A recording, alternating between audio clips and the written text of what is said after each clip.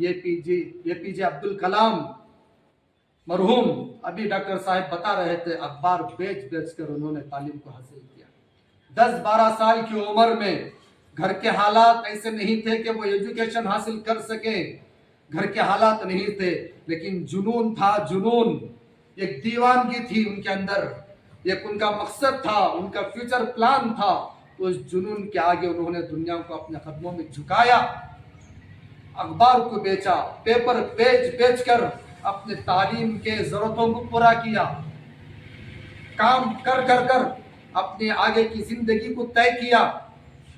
फिर उसके बाद जब वो फारिग हुए तो ऐसा मेहनत से वो आला तालीम हासिल कर अपने टैलेंट के अंदर निकले कि बताते हैं 1990 में उनको पद्मश्री, पद्मा भूषण, इसी तरह 1997 में वो अवार्ड्स मिले हैं। फिर फारिग हुए तो ऐसा जुनून था, मैं ये बताना चाह रहा था, फिर अन्ना यूनिवर्सिटी को चले गए पढ़ने के लिए।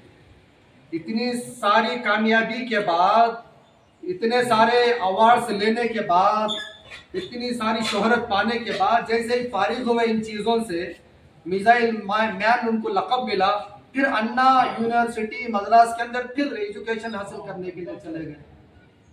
फिर उसके बाद एक वक्त आता है, उस जमाने के प्राइम मिनिस्टर का फोन आता है कि आपको बुलाया जा रहा है, आप आकर मुलाकात करें, मिलें, इसलिए कि आपको प्रेसिडेंट ऑफ इंडिया बनाना है।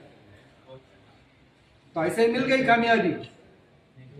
कामयाबी ऐसे ही नहीं मिलती। मौलाना अबुल कलाम आज़ाद इस आज़ाद हिंदुस्तान के सबसे पहले एजुकेशन मिनिस्टर रहे हैं, कैसे ही बन गए।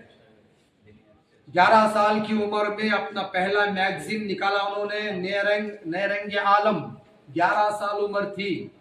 आज हमारे 25 साल के नौजवान किसी चीज के काम के नहीं। 12 साल की उम्र में एक लाइब्रेरी सेट किया था उन्होंने, किताबें भरी हुई थी।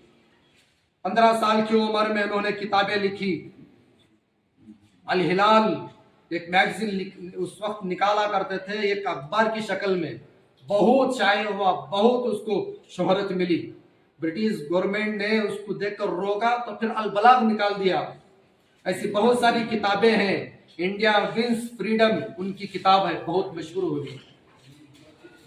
तो ये जो कामयाब हुए हैं दुनिया के अंदर, उनको देखें, उनसे इस पर अपने अंदर जज्बात पैदा करें।